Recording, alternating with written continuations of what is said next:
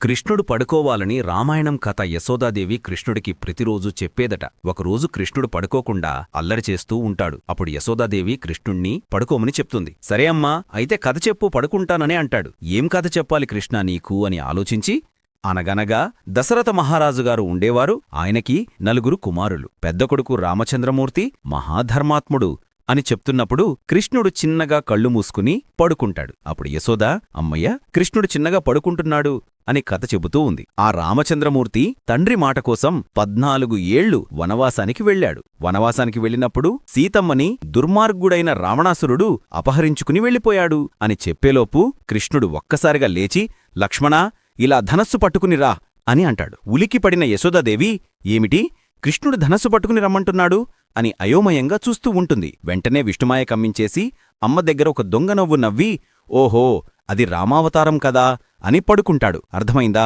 ఒకవేళ మీకు రాముడిష్టమైతే జై శ్రీరామ్ అని కామెంట్ చేయండి. అలాగే సబ్స్క్రైబ్ చేసుకోండి. ధన్యవాదాలు.